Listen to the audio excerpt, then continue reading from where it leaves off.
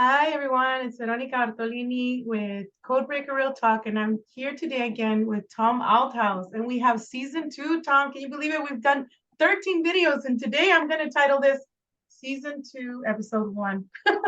Tom I love Althouse, it. how are you? That's so great. You remain so true. And it's like, it means the world to me to have that sort of not just business thing, but friendship through all this, where we're learning each other's stories, we're putting it out there, we're trying to make a better world.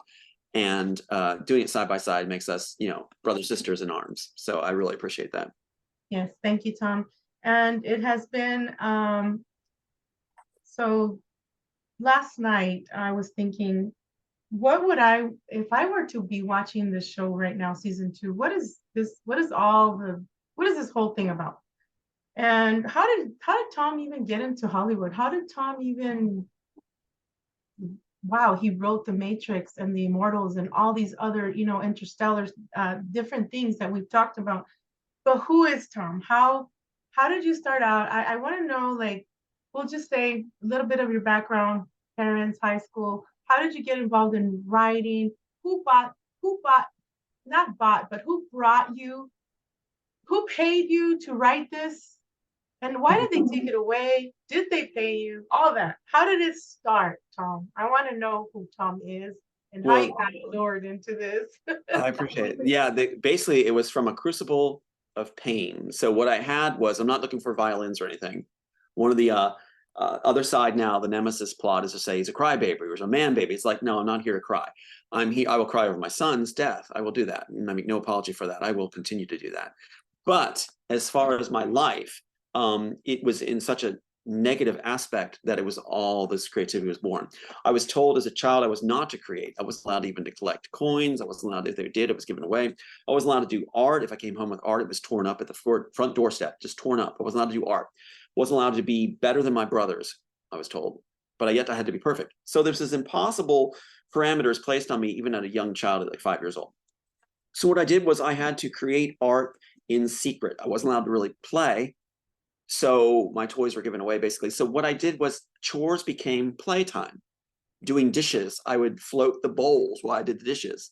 And so I'd be watching out the window, other people playing, but I would create this little world of my own where I had little bowls floating and sinking and helping each other and rescuing each other. The bubbles were the people rescuing on the spoons. And so I had this whole movie process going even then at a very small, young age. One of the things that happened to me too, I said, I wanted to know, what is this world? This world is chaotic. It's horrible. It's tortured. I get beat up all the time. What's going on? And so I tried to think of the world that might be. Now you get the seeds at a very young age of the Matrix story. Wachowskis didn't have these experiences. So they're not going to be creating from this mindset or this framework or have this heart for this alternate reality that could be a possibility born into where we would have peace and joy. So that's I was born into this whole process. The story was meant to be created. So in that process too, I'm there and I'm going like, okay, people shouldn't suffer. This is horrible. The suffering I'm getting beat up, jaw broke, all that stuff.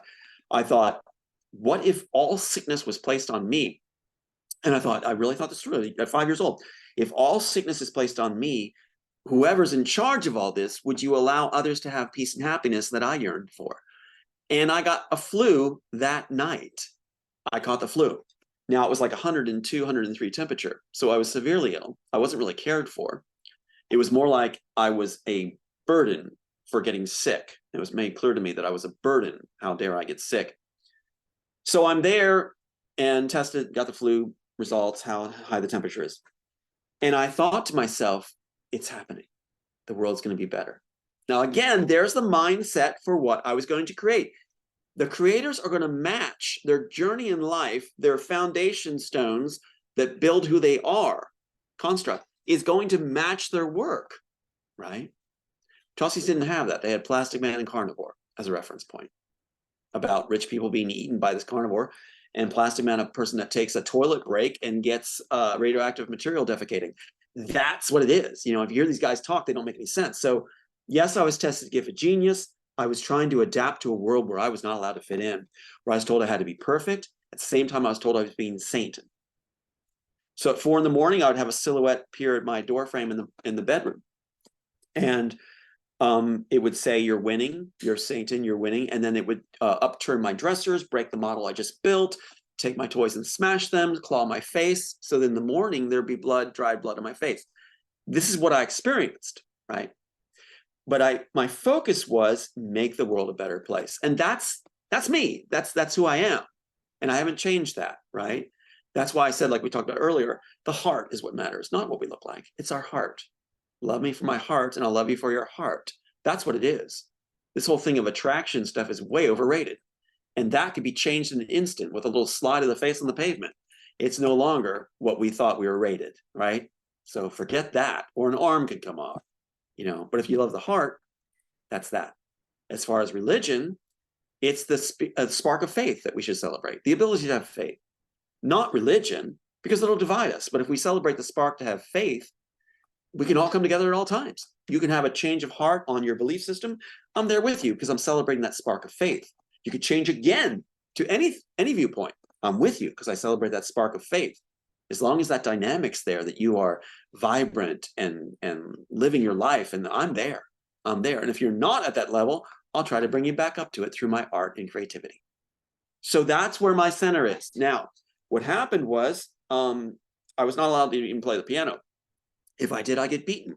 So I had a system, a scale drawn out. It's like Tesla at a very young age, drawn out on the piano in light pencil, how to, and that was a risk. I get beaten for that. But it's like a scale where I could create, and I created pieces and maintain a memory because that's the only way I could store it, like oral tradition.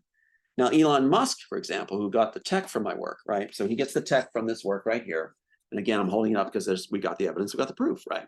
Again, the 1998 version, shot in 1999. So in there's all the jacks the neck throughout the whole piece, even though Warner Bros. Attorneys wouldn't want you to think that. So in that, Elon Musk is claiming that he, at 5 years old, had all these ideas coming to him all the time. Well, it's not true. He'd have a body of work, a library of work that he would be able to show us, tangible. I've got boxes of my evidence as we're moving now of all this stuff that was created even when I was young. So yes, Elon, you can't turn it off. Yes, it happens at a young age, but he doesn't have anything. He was put in position by Warner Brothers, Kate Chilton to be exact. So in my situation, the idea was I knew I was different. I knew the world was terrible the way it was operating around me in my little circle. So I thought, I've got to do something where I can be different from the rest. I got to be somebody who is genuine, honest, and truthful. I remember going to the bottom of the steps when I was 6 years old and calling up to my mom. She was on the upper floor, the third floor building. And I called up and I tried something. I said, I love you, Mom. I called up the steps and I was 6 years old. And she shouted back, cut the dramatics. You know, and I don't say that to be mean. I just say that because that is the response. It gives you an idea of the mindset at the time. So anyway, so that's the response. So it didn't work. It didn't work to encourage peace. I knew the art was the only way. Art being torn up, everything else gave me a greater hunger for the art. So I knew that someday when I was bigger, I would no longer be beaten and I'd be able to do the art. So what I did was I actually had these little teddy bears, if you want to know the beginning.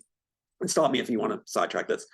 I had Blackie, Mackie, Dottie, and Sleepy. Sleepy because my brother put a hole in his neck, this one teddy bear, and he was drooping because the stuff was missing. Now, I was too young to know how to fix it, so I called him Sleepy because he was always like this, right? But I still loved him. So I had these 4 bears, right? And I would try to, I actually did this, I'll confess, I had nothing to hide. I actually would close my eyes and hold my breath and touch their faces, like the 2 at a time. And I would think that that would breathe life into them somehow, right? I'm 6 years old, 5 years, 6 years old. And I wanted them to be alive, you know, to be also good. And I thought it was going to work. I also wanted to grow up faster so I wouldn't be beaten. So I always slept with the covers over my head, and I tried not to do anything to get beaten. And I tried to learn how to not breathe very much so I could be under there without having to get air refreshed, you know. So that's how I learned how to be very, very quiet and walk very quietly. And even today, people will, like in the hall outside or something of the apartment, will go like, oh my God, you scared me. I'm like, I'm sorry, I didn't mean to. Because I walk like you don't hear me coming, because that was from childhood, right? Whatever. Yeah. So anyway, what happened was, another shaping for the story of the Matrix in this context was that the deception part. I was brought by my older brother, can't really call him a brother. He told me to come to the window, right, in the morning one time, and my bears were gone. And he's like, come, Tom, come to the window, come to the front window. So I go to this, my mom's office window. We look out and there's a trash truck. And the trash truck is making that sound where it's doing, it's stopping and doing the crushing thing. Like, it's crushing, and you hear it all smacking and crushing and cracking. He said, your teddy bears are in there. And he's right. He had them thrown in the trash. Now you can imagine what that did to me. They were my only confidants I had. My two brothers, my two sisters, I didn't know one to talk to. And so that was all I had, right? And so that was a defining moment for me, where I definitely felt like I don't want this to happen to anyone else, right? So skip ahead. What happens is I'm actually at a point in college where I'm being recruited to go to Pat Robertson's organization, right? And at that point, I'm told that I need to go there because that's Christian, a religious right Christian. I didn't have much of a choice. So, okay, I'll go. I'll make the best of it that I can. Pat Robertson's own guy, head of the school, Bob Schlosser at the time, was the president of the school at the time, in 87, I guess. He contacted me personally and said, you are coming to this school. You're supposed to be here. You're coming. So it gives you an idea how the cabal actually does pick you out. Even though everything was done to me, setting me back, and trying to set me back in school, trying to put me down, it didn't take. I still could see through everything. And teachers seemed to see a spark of, this guy's really sharp, even though I had the trash beat out of me. So I did go. Now, what happened is, before I went, I had an experience in my bedroom. And this is what actually happened. I'll give you a total inside personal behind the scenes scoop. I'm there on the floor and I'm thinking, look, if there is a God, right? And I've gone to these Sunday school things, and I was the one that kept overthinking everything according to the Sunday school teachers, and asking things that made them kind of angry, because it's like, why are you asking that? Right? Asking the details. And I did the same thing to a Catholic priest during catechism when I went through the Catholic situation. And it was like, well, how can it be the blood? You would taste the blood. If it was the blood, how could it be changed in the blood? I would taste blood. I wouldn't taste wine. We have to believe it is transformed. It's a miracle. No, I would taste it if it's blood. So it just like drives them crazy, right? Anyway, so yeah, anyway, so they gave me the actor named Genesius or something, the saint that was actor or whatever. Anyway, so what was the name? Genesius or something. Genesius, look it up. I may get it wrong Genesius? here, but okay. The actor saint. That's what they gave me as my patron Okay. saint, because they give you a patron saint after you. Anyway, and that was going the same time that I was being groomed by the FBI, the CIA, and Robertson's group, and Rockefellers all together. So what you got is, I had experience on the bedroom floor where I was standing there in my bedroom, and I'm thinking, God, if you're there, let me feel your presence. Let me know that I can see you face to face. I want to make a difference, and let me see this.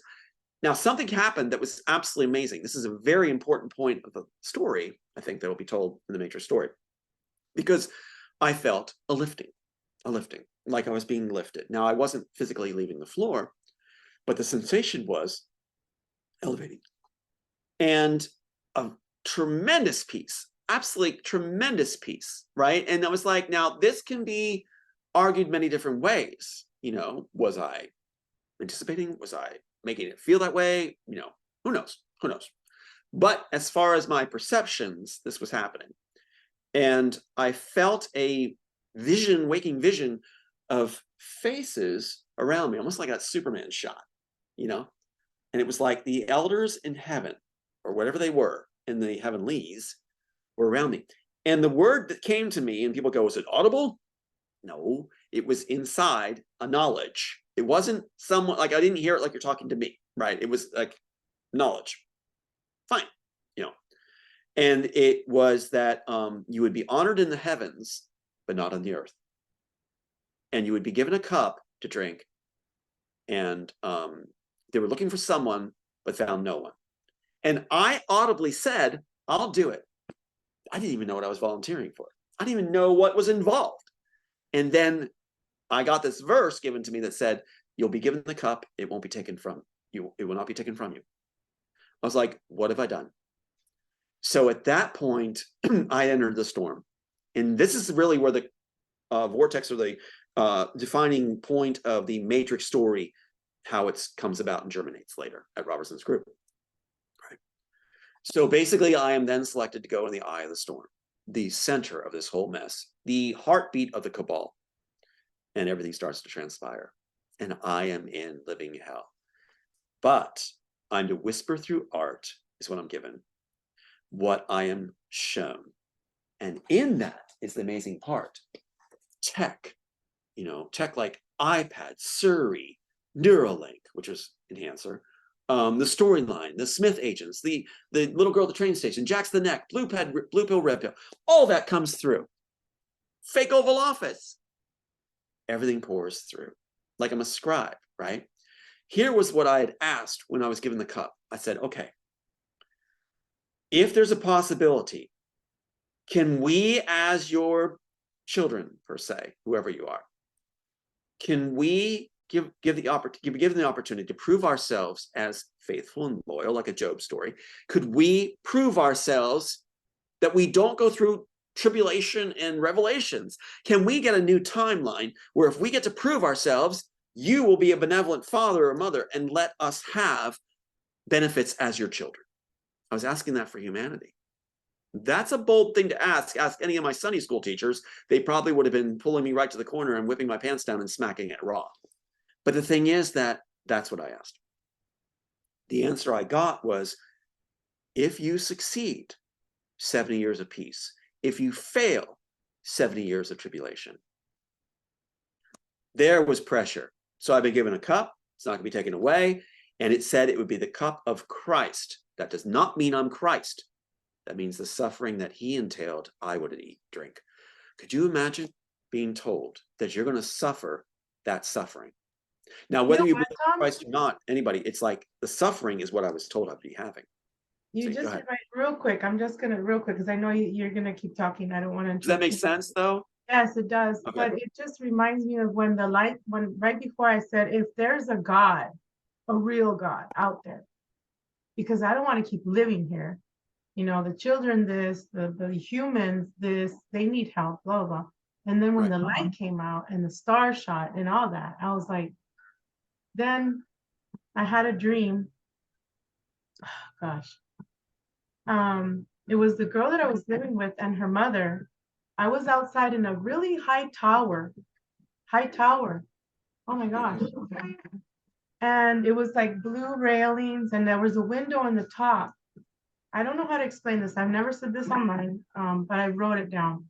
And so her and her mother were taking turns hammering my shins, both.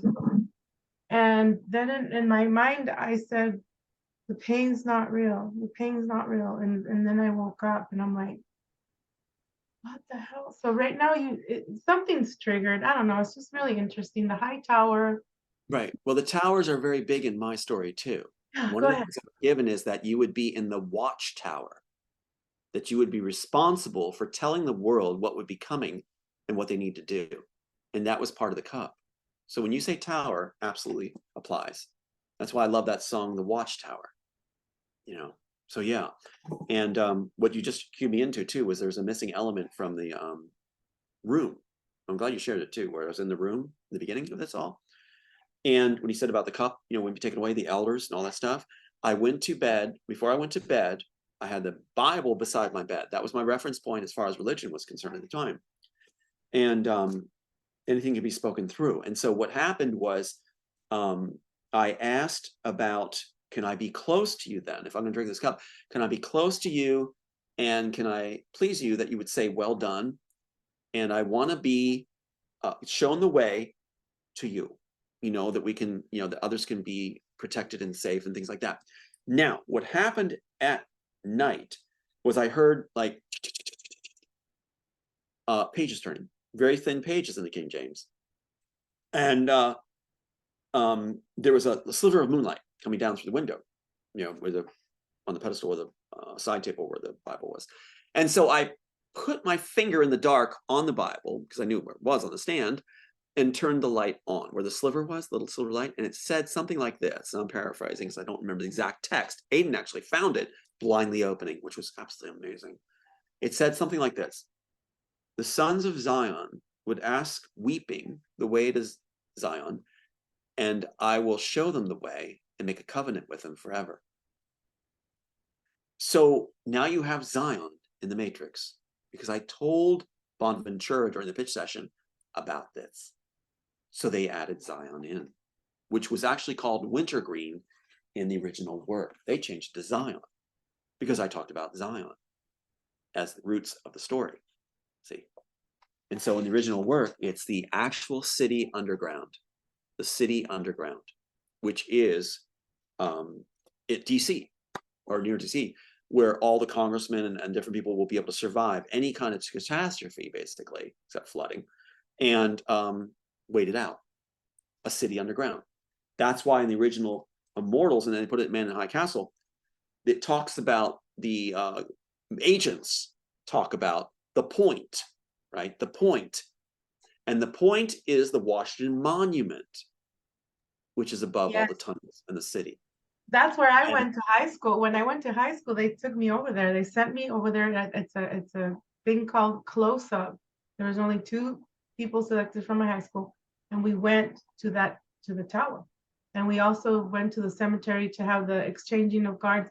So it's just very fascinating how our lives are parallel. I'm not saying anything. I'm just everybody right now. I even told my son, Mijo, this person, that person's going through the same thing I am. You're going through things with me. And he says, Mom, it's everyone right now. And he spoke out of the mouths of babes will speak. Right. So I'm not trying to say anything. I'm just like, wow. Okay, go ahead. That's good. It's good you honor that. What I got in my work was that there was a remnant that actually was genuine, had good heart, were scattered and surviving all of this and staying true.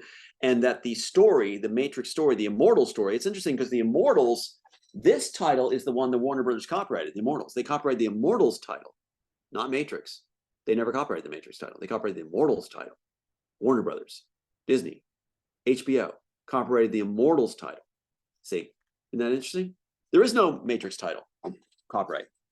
So they actually copyrighted my title. And in it, you have this idea of the remnant. That's why Trinity has the biblical name. The remnant being gathered through the work. It brings the people together through the screenplay. That's why in Man in the High Castle, they changed Philip K. Dick's novel from a book that changes the world to films, because it's this film that'll change the world, they say. And a lot of people get mad about that. They go, no, your film hasn't. Yes, it has. Yes, it has. And, you know, how many people were given the cup to drink? It's like, I'm supposed to do this. And did I want it? No, I volunteered for it. I didn't know I was volunteering.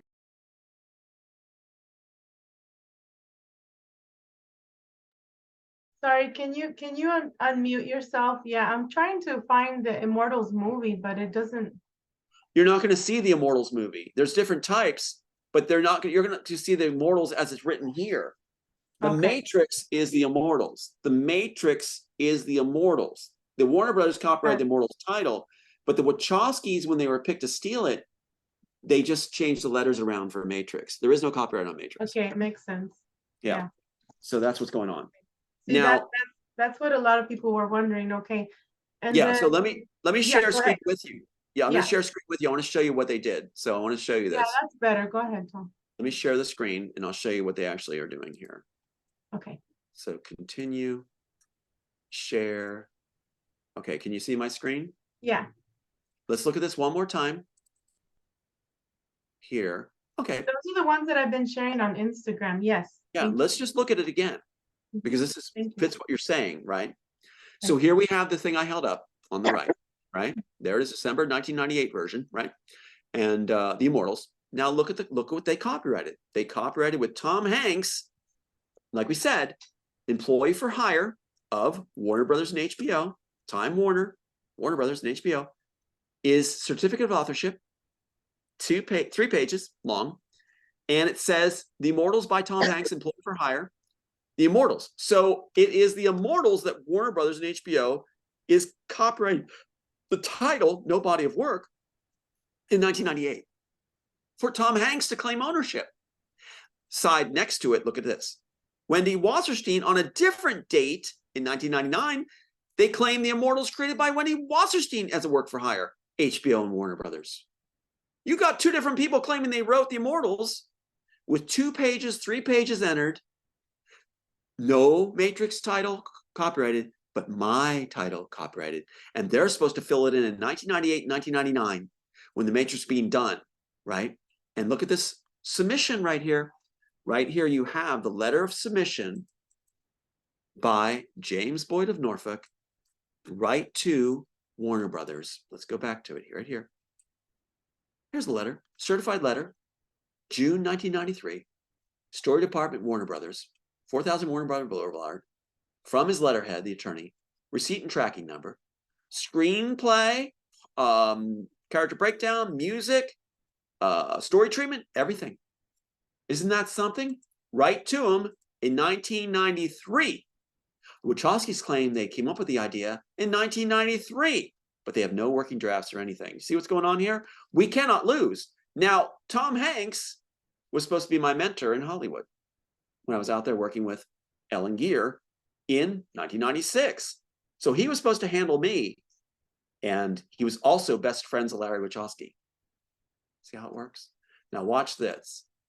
There are other entries of people claiming the Immortals title. Here's another.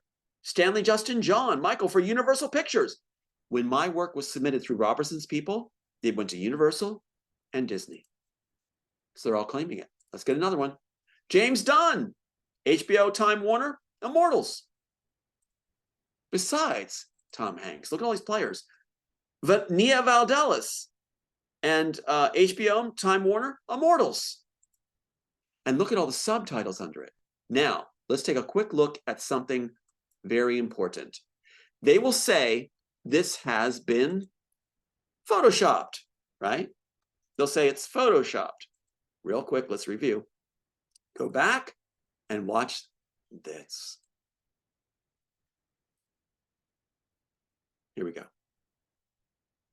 For this video, putting on record, we're going to go ahead to, on the computer, Copyright Office entry. Here's Copyright Office. We're going to put it in the Immortals. You're going to see how Warner Brothers hired Tom Hanks to go ahead and steal the Immortals in 1998. We'll put it in ascending or descending order.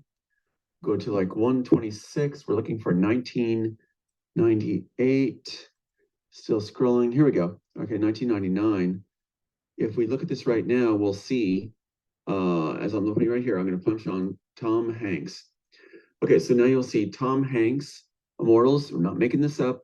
And you can see where, there's a little game over there. So this is not photoshopped.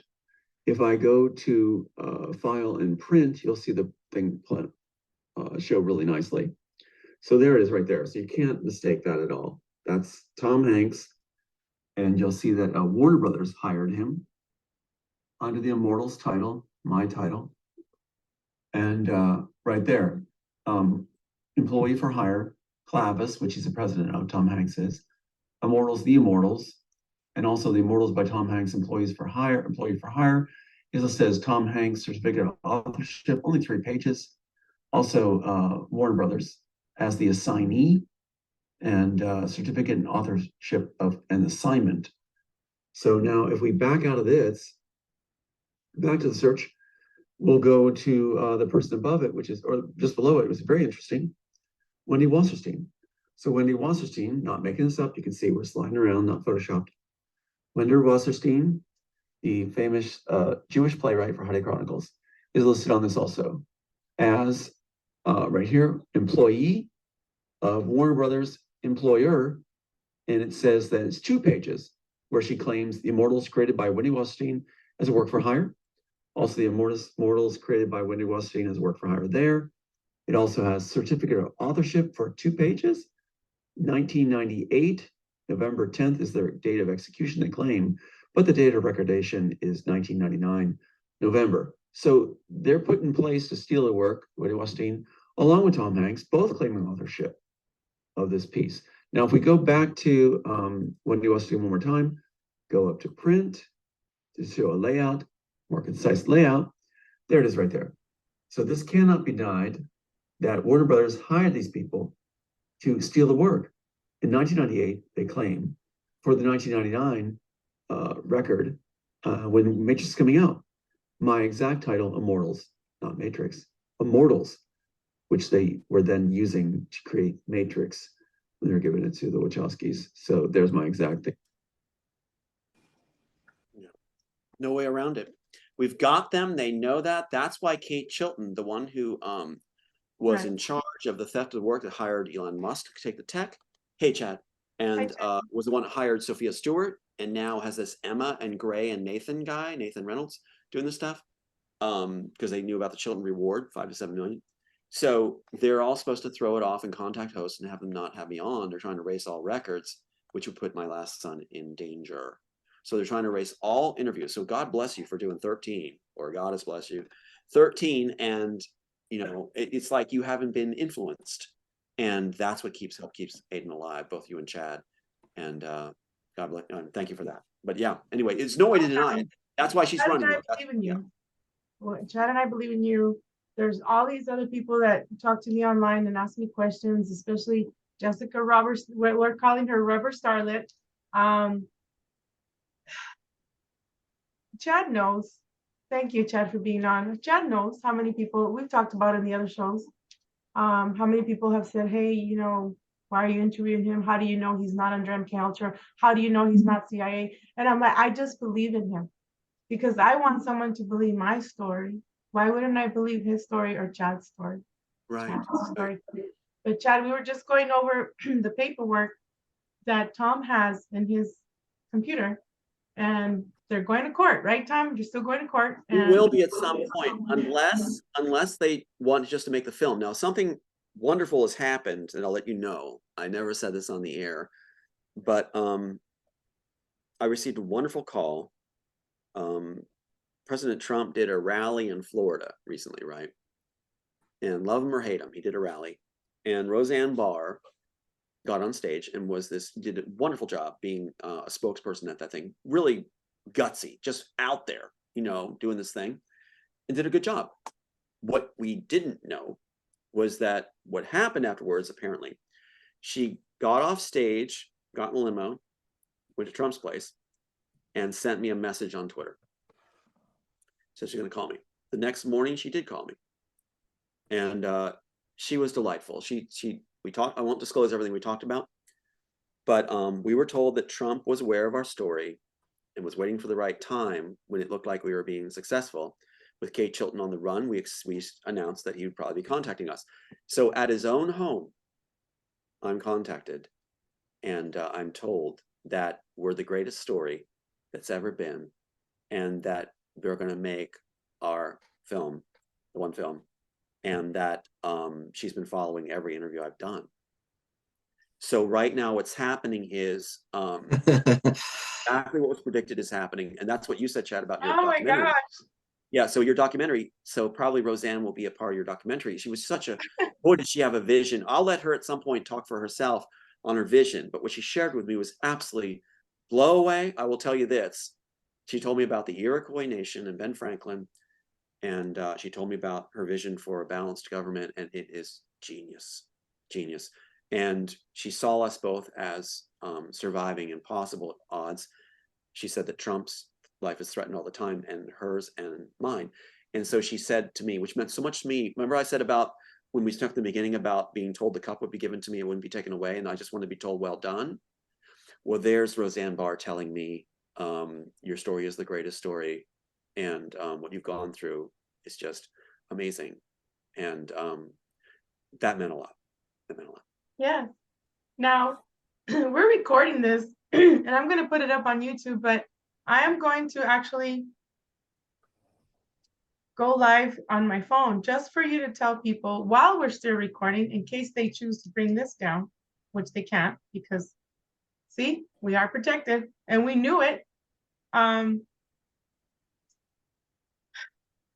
am ecstatic because my daughter had a dream 22 years ago. She had a dream that Trump and a queen a lady with, short blonde hair, came into my apartment looking for me and looking for her. And she was scared. She said that she hid my phone because they were after my phone, her. It ended up being that they were after both of us. And then after they left, because I finally came out, I'm like, I'm not going to be hidden. I'm not hiding. Right. After I came out, there's a bunch of super soldiers in my living room because we were getting ready to go do something.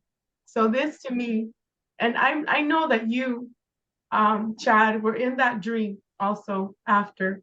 There was choppers everywhere, and you showed up in a white truck saying, I go, what's up with all these choppers? You said, get in.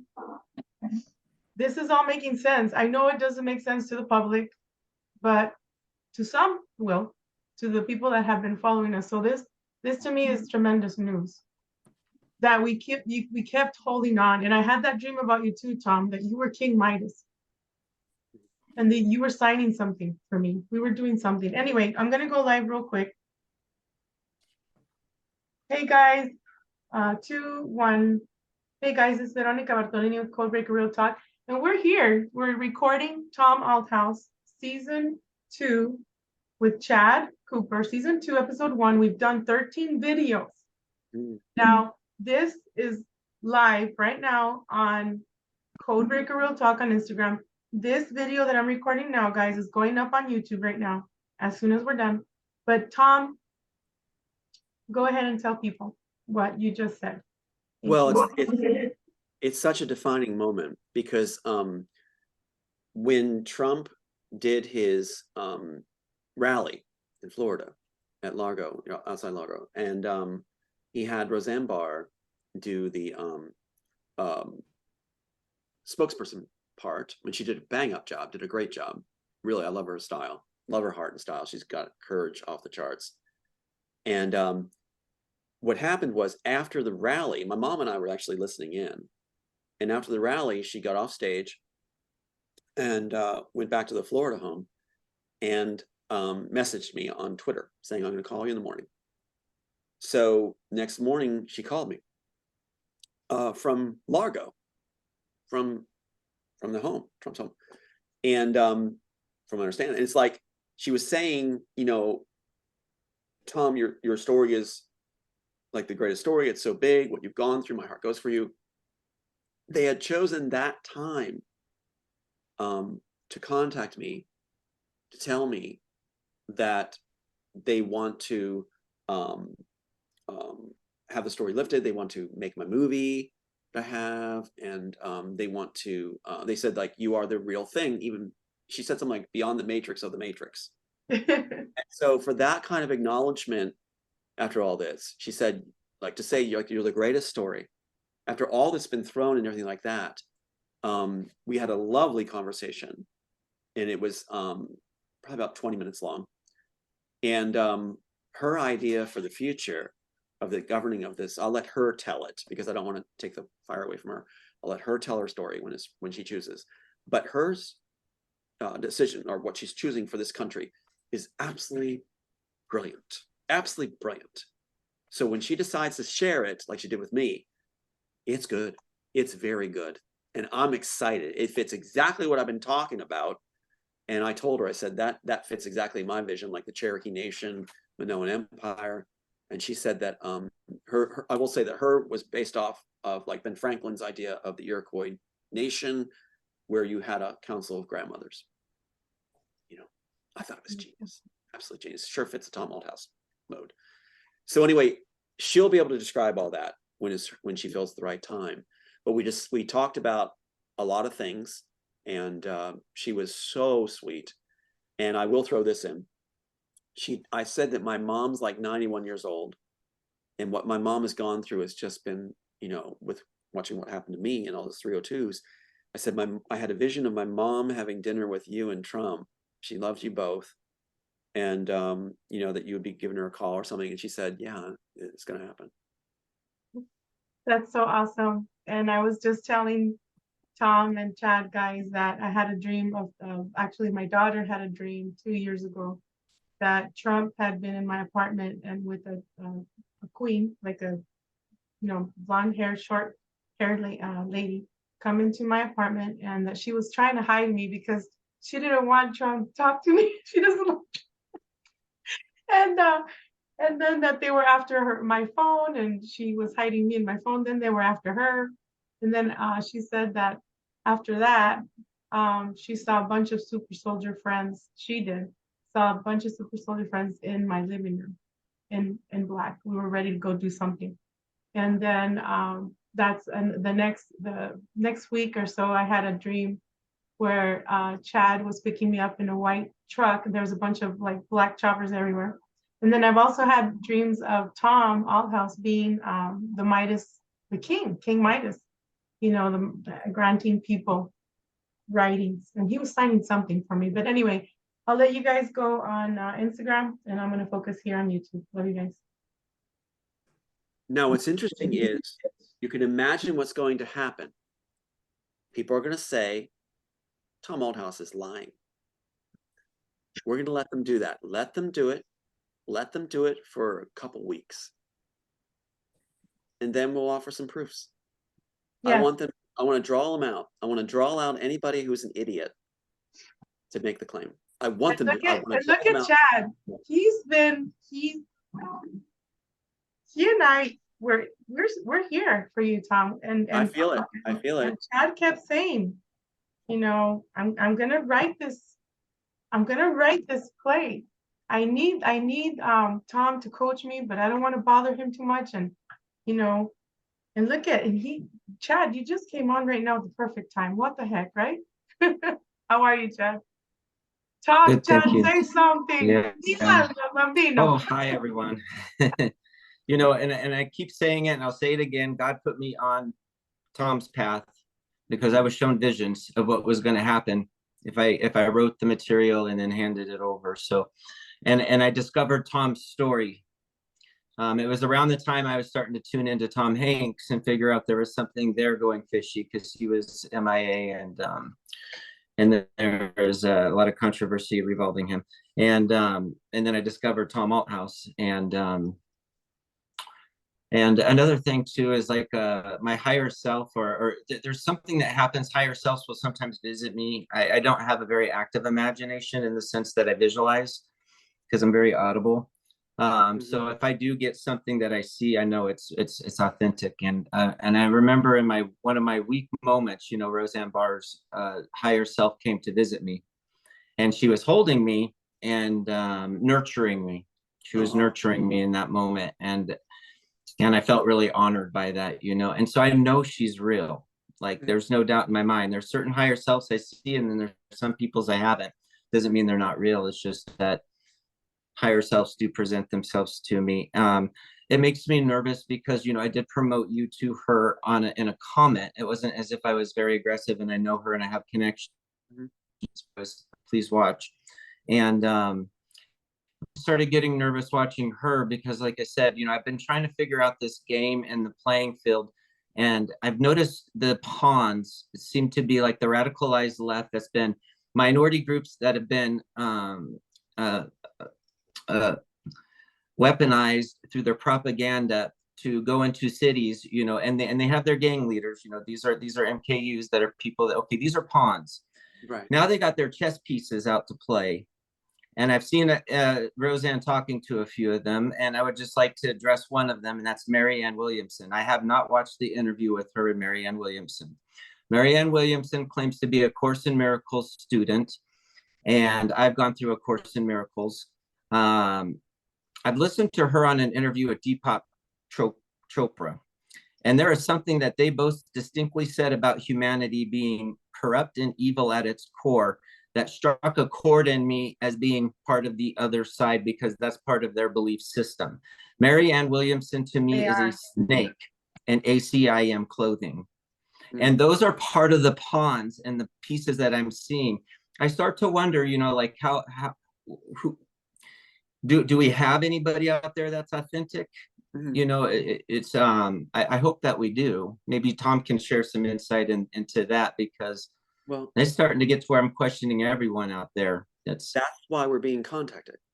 See, you remember the what was it? Maybe it was Game of Thrones or something. They said in the films, show me one good man, show me one good woman, show me one good, genuine person, show me one on the planet that doesn't have a price.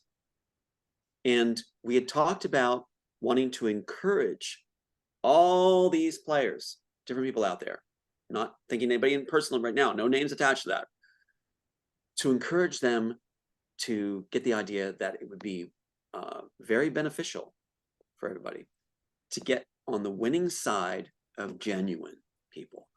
Genuine people. How beautiful is it if you can think of a name and know that you can count on them never to have a price, never to waver, never to let you down, never to sell you out.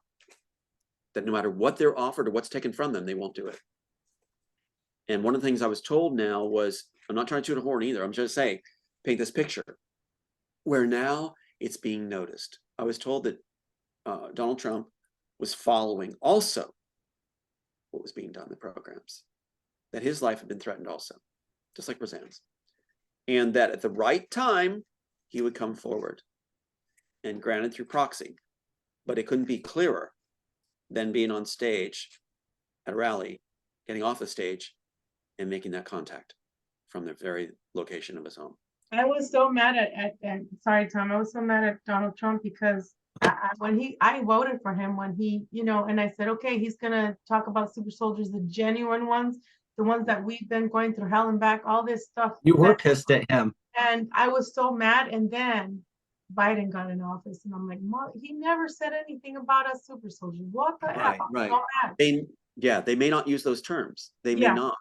There's a political climate where, and I'm not justifying anything either way, I'm just saying that there's a vocabulary that Capitol Hill uses, right? And there's certain things that you can't include in that vocabulary according to some weird social political dynamic. And so what you do have is you can bring forward certain people who embody what you uphold, and without the attachments of how it's titled within our circles. So that shows you the swing over to bodies that are doing it right, that they're now going to have a say. The big word they use in Hollywood and DC is influence. Do you have influence, right? Are you successful is the cabal's word. Do you have influence is the universal word. And it's like, if you do, Kitty's, yeah, there you go, Kitty. So she want to look out the window. It's like, if you do have influence, you're considered a player, like Chad said, on the chessboard. What's interesting is I have been saying over and over to Disney on the calls, like to Bob Iger's office, where they contacted me too, to Trump's group, over and over. I've been saying, let's do it right. Let's protect the innocent. That's my platform. Just protect the innocent, elderly, young, protect them. And if we do that, then your karma, whatever you want to say it is, we're going to be on the right track. You can't be on the wrong track if you're caring for the innocent, if you're lifting the innocent, if your plans include the caring of the innocent, the protection of the innocent. That's what I stand for. It's kind of like the bald-headed eunuch in Game of Thrones saying, I stand for the realm. He gets killed for it. So what? That's what he stood for. So that's what I've been pushing forward, right? Not the middle people like this Emma and Gray and Nathan that are trying to sell their books and things like this. I don't stand for them. I stand for the innocent that are being pulled which way and what, that deserve to be protected because they are. They're genuine. Right. That brings me to the point where that DARPA agent, the DARPA agent in, sorry, always the right time, right? So that brings me to the point when the DARPA agent contacted me and said, why are you talking about this? And he said, is it because you're mad about what happened in 2010? I said, yeah, but I'm mad about the children. He says, what about the children? And I started telling him, about the children, that they're taking them, and this is why I'm talking. And he said, can you please stop using the word CIA? And I said, why should I? And that's when he threatened me and said, do you know how many bodies I can bury here, Veronica? And I said, if you're gonna do it now. Good for you. I won't quit, Tom. And now for Tom, for Donald Trump to actually talk to you guys, to you, Tom, and Rosanne Barr. My goodness, I used to watch her all the time as a kid, and she's one of my role models. She's pretty badass, you know. She is very much so. I am very Yes. impressed by her. Very impressed by her. Okay. And I'll stand by her. But go ahead. You know, I've never ever crossed the street to look at a celebrity. I've worked in the restaurants. I've been in where they've all been, and I don't care. I will walk across the street to avoid them. Never been impressed. I stayed in a restaurant that Rosanne Barr was coming to because I was getting off my shift. And I'm like, I've got to see her. There's just something in my soul that just needs to make that visual contact. So I waited by the bar for her to come in. It was called Bambara, and it was in Salt Lake City. And I think she had a little cane at the time, and she came in and she went through the door to her table, and I looked and I saw the back of her, and she was sitting at her table. I said, okay, I saw her, now I can go. But that was very big, you know, like, I mean, I just don't run up to celebrities or anything like that, you know, but for her, I had to meet her. So there's something about her that's different than the other celebrities. Yeah, when I could feel it. Yeah, when Mhm. it's so weird. Like I was a manager for La Salsa restaurant at Beverly Hills, and I worked there, right? And a lot of people would go in, but I mean, I didn't really bother them. But the one guy that I did get a signature was from Rodney Dangerfield. He was Okay. a very young girl, and I was like, I gotta have a signature. I don't know why. I just, you know. But yeah, I'm not too, you know, I don't do celebrity worship either. It's just really interesting, you know. You have a person who's gone through the fire, who's gone through incredible horror, calling me saying, Tom, you've gone through incredible horror, you know, and it's like your story is the greatest and biggest. And that's what they're looking for genuine, you know, and I say it right back to her, you know, I say it right back to her. So it was a beautiful moment, and I'll never forget it. And if we do this work, we get the film made, this other part 2 part, then wait till you see, and you guys will probably be part of it anyway, but yeah, because you're family to me. So that's one of the things I'm doing too. We had this really amazing event happened where my mom was on the phone with me, and we had this, I heard this beeping on her end, right, where it went beep, beep. And she said, the numbers just typed across my screen, 2, 2.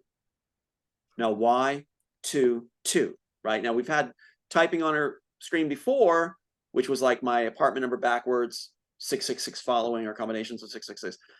This time was 2, 2. We joke about agencies listening in, right? We joke about that on the phone. We talk about that. So here's the interesting part, I think. 2, 2 is when I was scheduled to have dinner with a wonderful young actress from Maui that said she's coming in. So they knew my itinerary, right? 22nd. What I said into the phone was, I said to my mom, I said, okay, for those listening in, if you type 44, I had no attachment to the number at the point. I like 4s, but didn't really plan this out. I said, if you type 44, that means that you want to be on the winning side. And you as agencies are going to start doing the right thing and protecting the right people, so our country can be right and the innocents will be protected, like I stand by. Here's the deal. It did not type during the call with my mom the next day. My mom is talking to my brother, younger brother, during the Penn State game. And what's typed across the screen? 44. 44 is typed across the screen. So what that is there's a possibility right now that the CIA, FBI people, at least people tapping in our safe situation, are determined to be on the winning side. They've heard me talk many, many times during phone calls, addressing them personally during the call as they do the typing. So I said, you know, this is going to look really bad for you guys once we find out all this stuff. You know, when this is all done and we succeed, you should just get on the winning side. There's no way we're going to fail. And for 44 to be typed across, what's interesting is in numerology, why was that number given through? Just like the screenplay was The masters, right? The masters. 4, right. 44 also, yeah. 44 means also in numerology, apparently, or angelic numbers and such, that you will have future bonanzas, like future benefits and total welfare, like just beautiful things happening in the future. Prosperity, right? Yeah, prosperity. Yeah, thank you.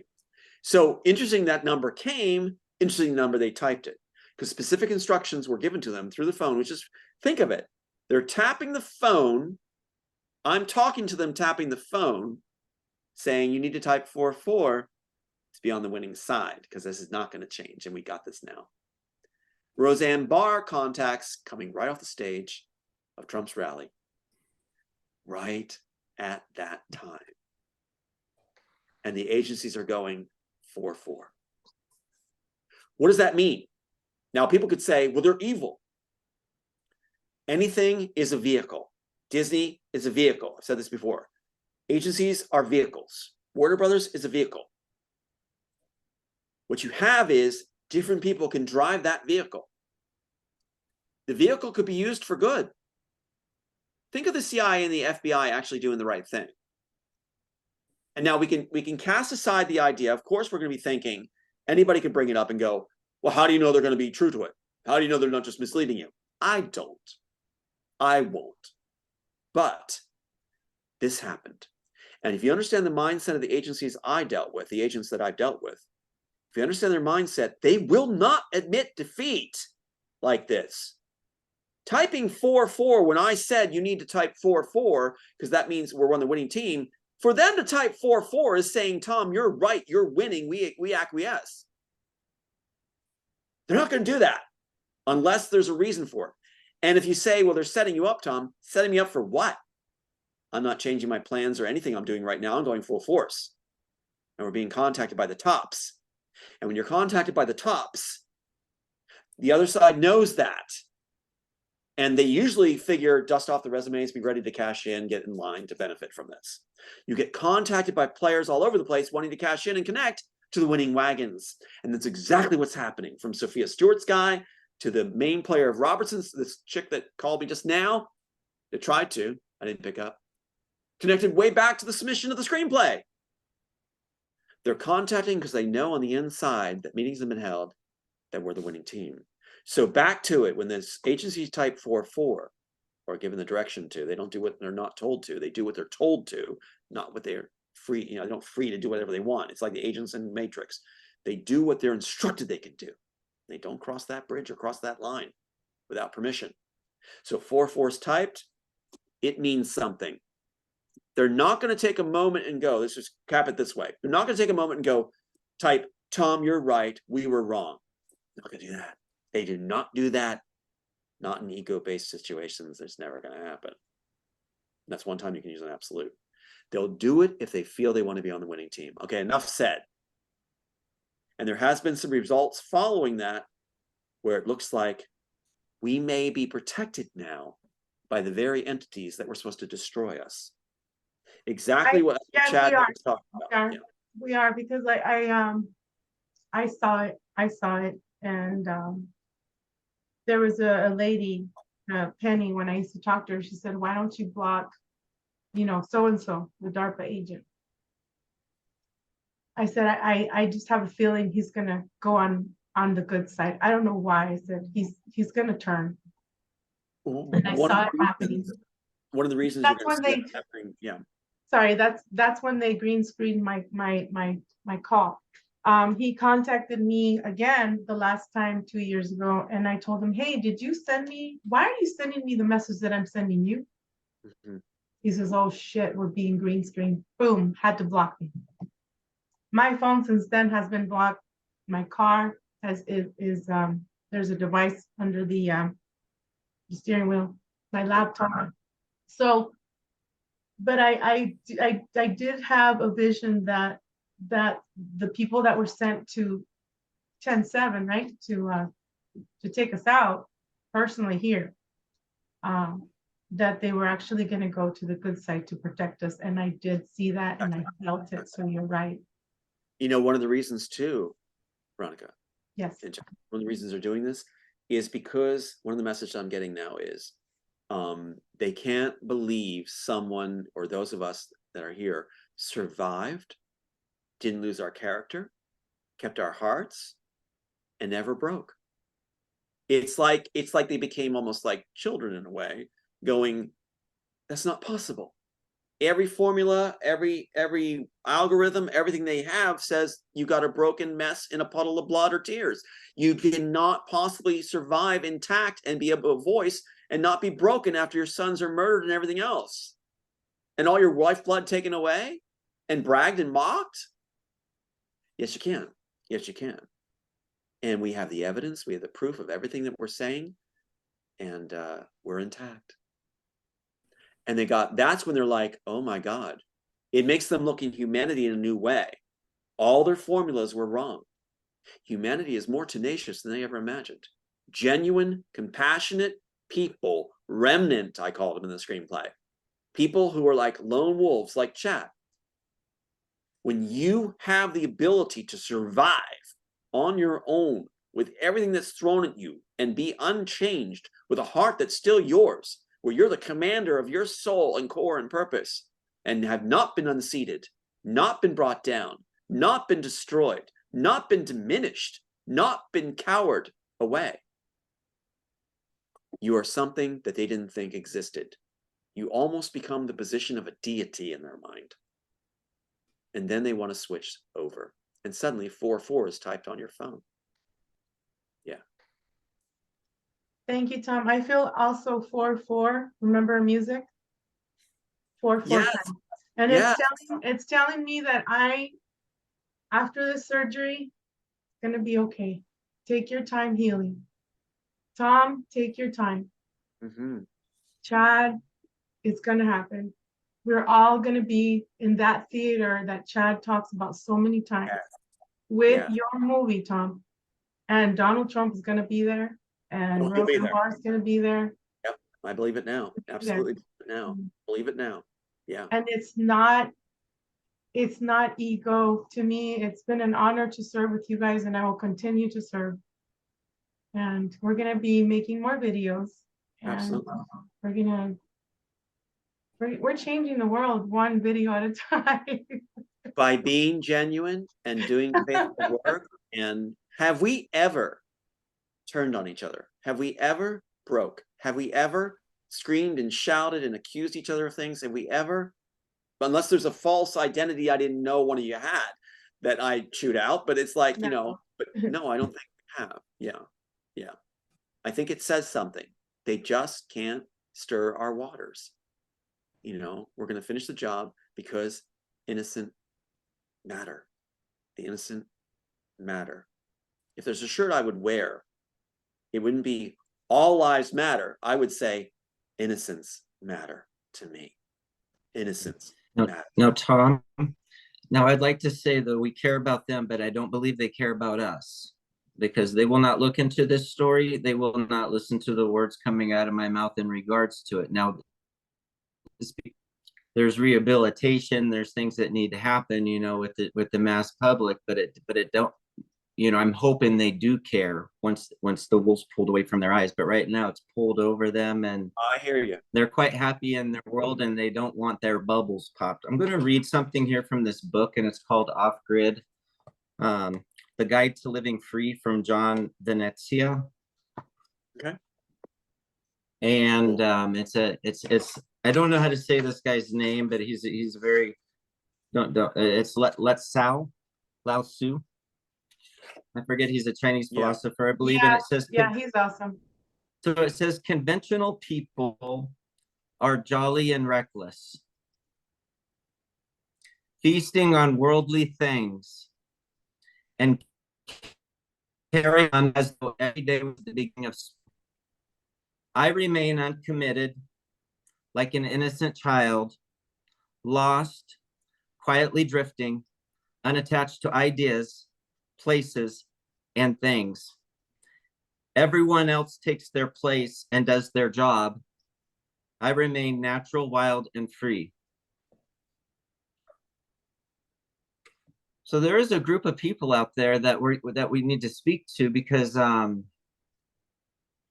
they're dependent on the systems. They're dependent on the systems for their information, for their healing, for their food, for their energy, for their housing. And they're saying like the fisherman with the boat that owns his own boat and the little shack on the river is richer than the richest man, because when you're in debt, you're poorer than poor. Mhm. And so for them to say it, to be accomplished, we're in, to be unaccomplished, we're insignificant, that's not necessarily true.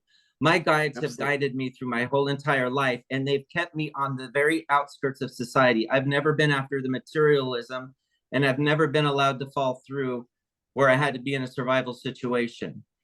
And I've been forced to be in the gutter because I was to be undetected. And so, Right. yes, I'm glad that these powerful people are coming in. They're going to help you, and they're going to do the movie. And I have full faith in that. It makes me glow from inside. But you know what? Those of us down here on the bottom are still doing our work into it, just in case they don't. Absolutely. You guys matter to me. You are my core. And so what you have is maybe or maybe not. Maybe or maybe not they'll do it. But you guys are my heart, right? We have a family history. We are connected. And what we've done together is something like, I saw this Star Trek episode because it made me think of it, where the one lady, the doctor lady, the red-haired doctor lady, everything starts dissolving around her and becomes nothingness. What we're doing is taking a world of nothingness, basically, and through our creativity, which is channeled through, we create a new world, not order, a new world where we can have everything we want with compassion, peace, love, security, safety, innocence, thrive, where we fit and we belong. That's what we did through our collective works. And it influences an entire world's psyche. And that's why we're considered so dangerous, is because we have such influence to do that. And if we're given name credit for these works like this, then the world follows suit. We answer all their questions. What did you mean when you wrote this? I meant this, and this is what I want to see. What did you mean, Chad, when you did your play? I meant this, and this is what I want to see. That's what they don't want to happen. They don't want that dialogue to happen. But it's going to happen. And one thing they don't have is our passion. They often mock us for the way we appear on air. Well, this is who I am, how I'm designed to be. I am not to be meant to be some mealy-mouthed mouse. I was not born to be subtle. So I'm not going to be. I'm going to fit my skin in who I am, and that way I'll be best and strongest suited for my pathway and my journey I'm called to do without sidetracking or getting off path or being pulled off path. So I'll be as dynamic and influential and as charismatic as I'm created to be, without listening to any garbage that I need to be different. I know my course, I know who I am, I know my skin, and I know my purpose. And we all do. And that's what I love about your lone wolf thing. You know who you are. So it doesn't matter. If you're in the gutter, you're still shining. When I look at you, Chad, I see a prince. It doesn't matter if you're in the gutter or if you're on the top of a tower. It doesn't matter if you're in a gulch washed down by waters. You're still a prince. Your presence is so much bigger than anybody else dressed in the finest robes, and that includes the Pope. So that's what I see. So when people you can dress, you can dress me up in rags, you can put me in a suit, and I walk the same. Still glow, still shine. I walk the same. I can die because I'm a lone wolf. I don't follow the social hierarchies either. I can go in any of them. Exactly. And be at home and blend right in, fit right in, work with them eye to eye. That's who we all are right here, all three of us. And that's why we're being tapped right now. When I say high ups are tapping us, we're actually getting to lead them in a sense, aren't we? They're calling, so we didn't call them, they called us. So we can take the reins of what might be done together with them. Help drive the car, Chad. Help drive the car. Veronica, help drive the car, Tom. Drive the vehicles. Drive the vehicles. And then we can see what we have right now is the CIA and the FBI are going to be held accountable under the Holman Rule. The Holman Rule. The Holman Rule allows oversight by Congress, and they can defund the 17 agencies, any of them. They can fire, hire, debunk, get rid of, stop the finances for. Exactly what I said. Drive their funding. That's what we're sitting on right now. Go ahead. I have a question about that because I want you to correct a thinking error in my head, because I have it in my head that if the government fails us, we're to go to the army. And to me, it feels like the government's failed you, and so is the court. The courts have failed you, so your choice would be to go to the army. Now, what is this about the Hallman rule? I mean, I don't feel that would be a wise choice, but that's what I've understood being said. That's why I think there's an error in there. It's a great question. Now It's listen a to good this. question because, great- you know, the Department of Defense is the one that's really in control of Earth right now. And then the other one, what's the other one? Enron? Not Enron, but what is it? Let me just Yeah, go ahead. I So was gonna say, you guys are both right in a sense. The Army cannot, I don't mean to bust a bubble. They can't help us. Why? Because they're under the Pentagon. exactly.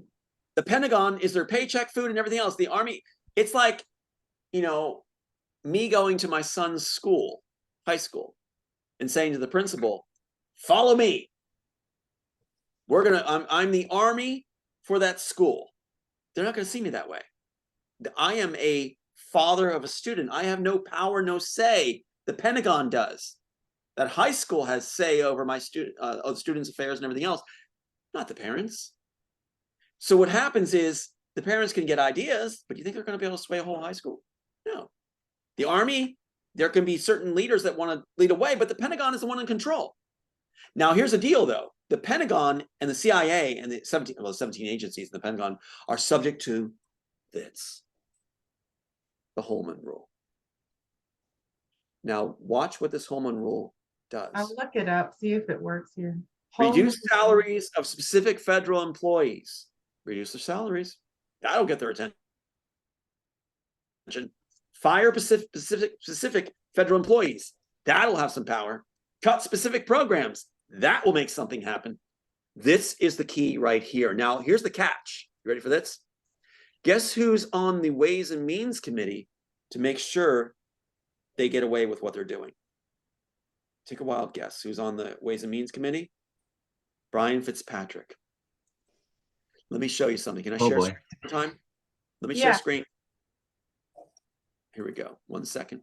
I want to show you what's happening here and how I just blew it for the agencies and why they typed 4-4. Let's look at why they contacted me with a 4-4.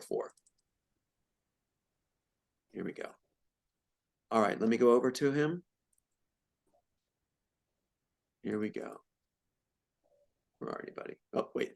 That's the congressman actually saying that people have been threatened, murdered, and we're going to do the Holman Act on the agencies. Okay, that's cool.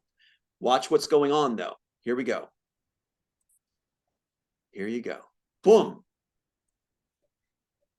Brian Fitzpatrick, lifelong FBI operative, and also the one that handles my sister, was appointed in March 12, 2021 to the second chair, basically, of the committee, House Intelligence Committee, that handles a range of issues, including, listen to this, cybersecurity, election hacking, and growing threats from both state and non-state actors. So we have an FBI lifelong operative as a congressman who's in charge of oversight of the 17 agencies.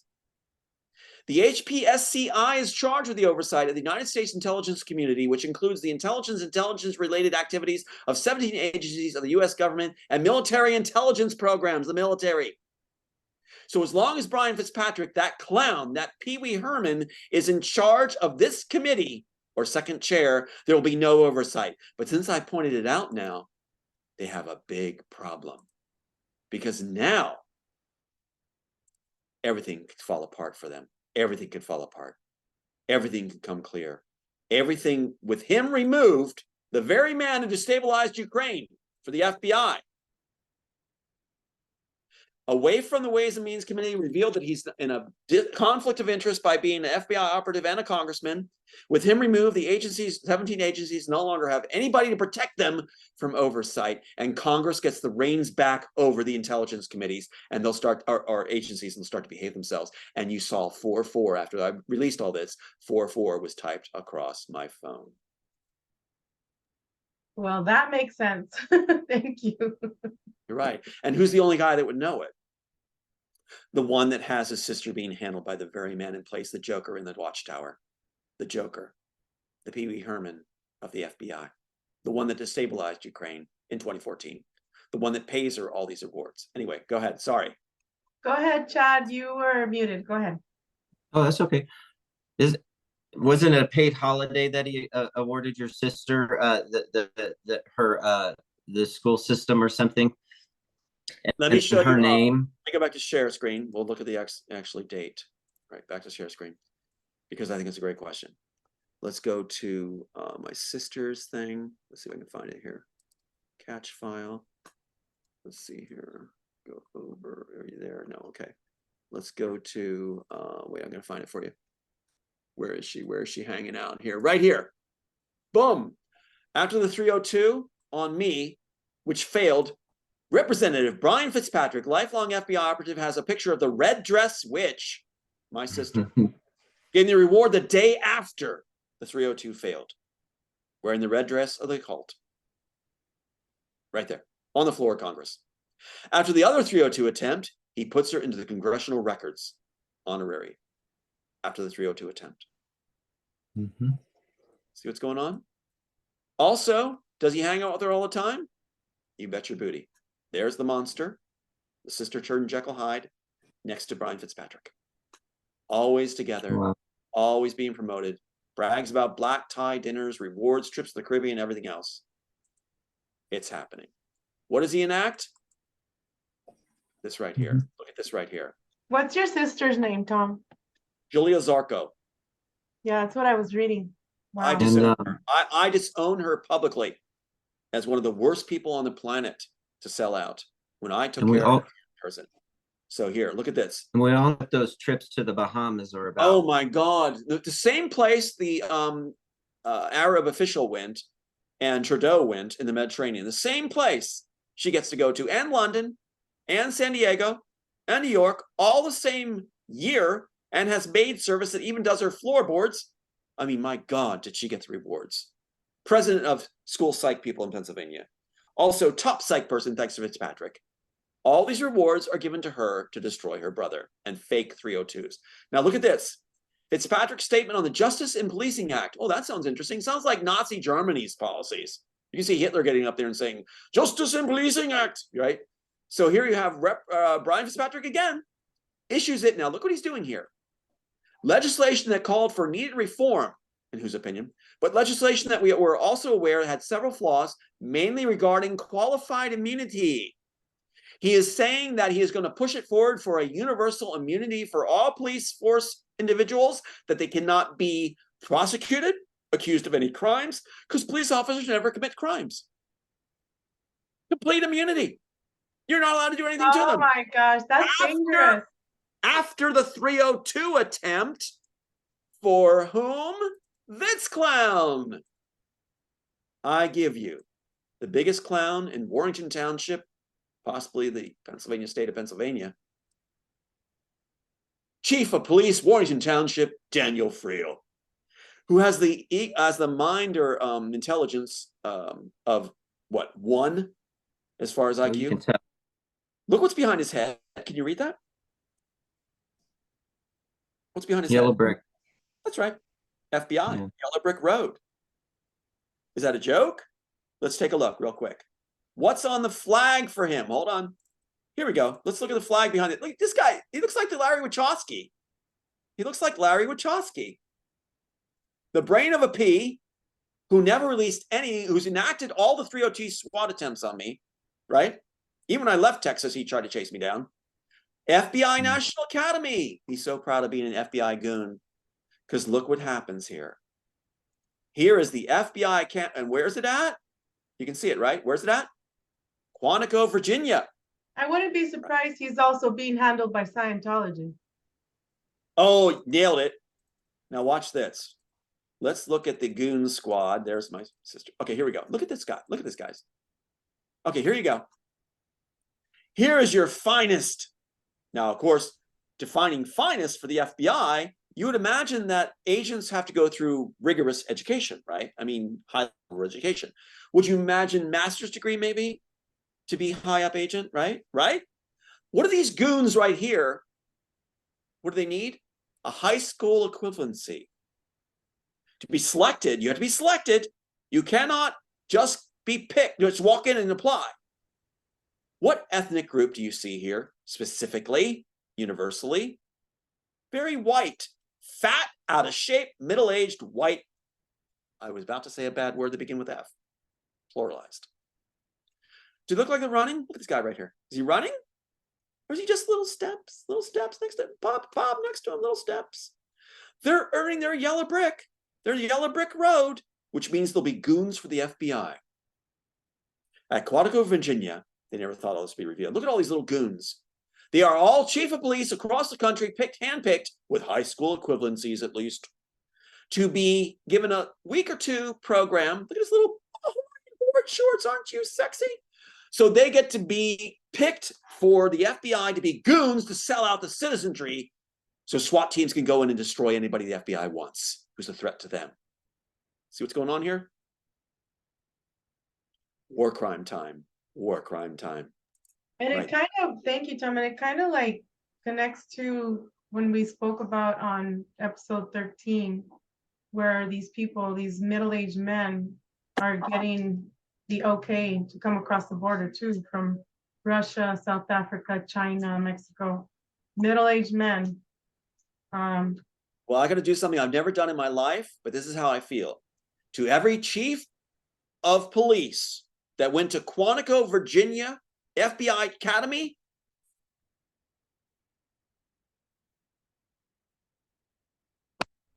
you are a waste of humanity, and you are a goon, and you are unqualified for anything except maybe mopping up vomit, which would be a natural reaction to your lack of integrity and selling out to the goon squad. Sorry, that's my opinion. Dude, I feel better now because when I went to the police academy, it was worse than the FBI.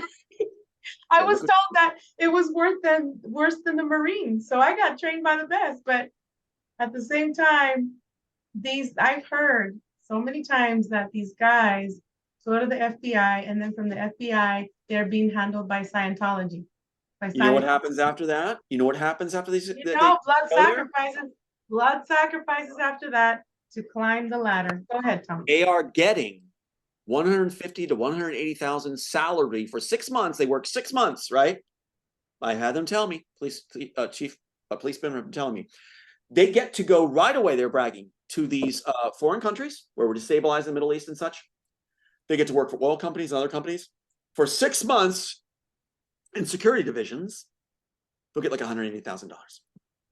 So the racket is now, police are not protecting us, and they're getting a blanket immunity clause. They can do anything to you. Think of it. I'm going to be graphic. They can come into your home, rape your daughter, anybody. They can come in your home and kill your mother. They can come into your home and string you up by a neck and have you leave to hang while they're mocking you and beating your body. And they're immune, thanks to Brian Fitzpatrick, lifelong FBI operative and congressman. I do not consent. I do not consent to that. Oh, crap. Well, we're going to stop them. And that's what's going on now. So they're going to lose their man, their goon. So anybody listening, what we need to do is bring this man down. And I'm saying it with passion. Anybody, write Congress, say you support, point it out that this goon right here, look at his face, look at this monster. This idiot is a lifelong FBI operative, who's also gay. That's fine if he's gay. He's not the nice gay. He is the militant gay I was told about by Robertson's organization. And that should be an affront to any of us, right, Chad? Oh, yeah. Here you go. Look at his face. Look at his face. Trust him?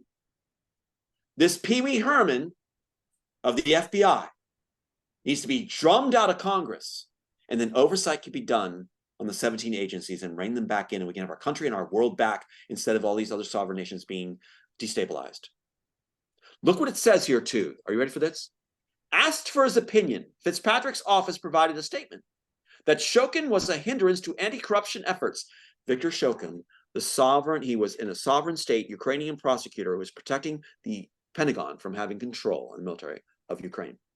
So this guy was sent over to destroy his career, just like he's supposed to destroy mine. Then it says that in the Ukraine, He was proposed as a hindrance regarding numerous investigative matters. Fitzpatrick's office wrote in an email. Asked whether or not the congressman has any concerns that Biden had improperly influenced Ukrainian investigations, Fitzpatrick's office said former FBI agents are prohibited from disclosing classified or law information. What you just do, you just said it right there. You just disclose stuff that publicly that could be pertain to ongoing matters. But he just said that, right? But you can't disclose anything. Fitzpatrick's office did comment. I just said you couldn't. You did. You can't, but you did. On the Trump-Zelensky call, offering a rebuke to Trump, while also saying the congressman opposed impeachment efforts. Trump can stay, but he's being rebuked by us, the FBI. The congressman believes that law enforcement matters must always remain separate and distinct from political matters at all times. Why the SWAT team is being sent to my home. Whether or not law enforcement matters investigations should be initiated or closed are decisions that should be made by law enforcement and law enforcement alone, not by politicians. Then what are you doing being a law enforcement and politician? Making sense? Fitzpatrick's office wrote, the congressman believes that, whatever. Okay. Then over here, he warned Ukrainian officials that they would not receive $1 billion in loan guarantees unless Shokin was removed. What is the FBI doing on sovereign soil saying they got to remove their people? Where does the Pentagon have the right to tell sovereign nations? Could you imagine the U.S. being told by, say, China that we wouldn't get aid unless we removed a certain politician? Make any sense? Baxter said the FBI typically doesn't take political positions, but the entire U.S. apparatus, including officials from the State Department, were pushing for Shokin to go. So it's okay to get rid of him because the whole apparatus is saying it. This was supported by the law enforcement agencies. Why do they have a say? Anyway, you see what I'm saying here? There was a general consensus that Shokin wasn't moving on the cases that existed. What? So he was sent in 2014, he was sent with the Biden administration, the FBI, to get rid of their sovereign person, their attorney general, their top guy, politically and legal guy, to make sure Ukraine can be made into a puppet state. And now he's doing it in our own place right now. So what I'm saying to people is, right, flood it, get this goon out of office. Get him out. Exactly. Keep saying he doesn't belong there. He is an FBI operative as a congressman. That is not supposed to happen. Get him out, and you'll have our country restored to order. And let's just look one more time at this wonderful man. I got to say, guys, he looks like he's innocent. Whenever you have somebody trying that hard, a clown. He's a clown. You know he's using that thing that they do in acting. He's also getting his eyebrows trimmed to make it happen. Yeah. Trimming. And his mouth pierced and. There's your key to how you restabilize the U.S., free Ukraine, and get a better peaceful world. Get the FBI out of the Congress so the Congress can have oversight over the FBI and the other 16 agencies. There's your key. And we're the only ones to know because that man came at me so hard, he revealed himself. And my sister said that he was never going to stop and brag that Secret Service and him would do it. Back to your question, Chad. Would the military help us? No, because it was made clear through my sister, through Fitzpatrick, that they won't, because the FBI has a strong strangle grip on them until the Congress does free them by Fitzpatrick being removed. Then the military will help us. Then they'll help us. But we got to get this guy out of there. And our one world order won't succeed. The Rothschilds were concerned about the Ukraine. If it stabilized itself again and the Pentagon lost control, they would lose their one world order. Well, we have one better up on that. Not only is Ukraine being restored, they lose their control if Brian Fitzpatrick is removed. End of story. That's how simple it is. Thanks, guys. Any questions? That makes total sense. And I'm passionate about it. And I'll remain passionate about it. Because people need to wake up and get it done. We need to get it done. If it's that simple, the answer, and I paid with my dearest blood to get this answer to you, let's finish the job. You have the key. That's it. Right Chad, here. You look like you What do. do we do? Write our congressmen, vote him out of office, I would say write this guy. You just raised something very important. Write this guy right here. Let's go back to this page. Let's go here. Listen to what this guy had to say. This congressman from Tennessee.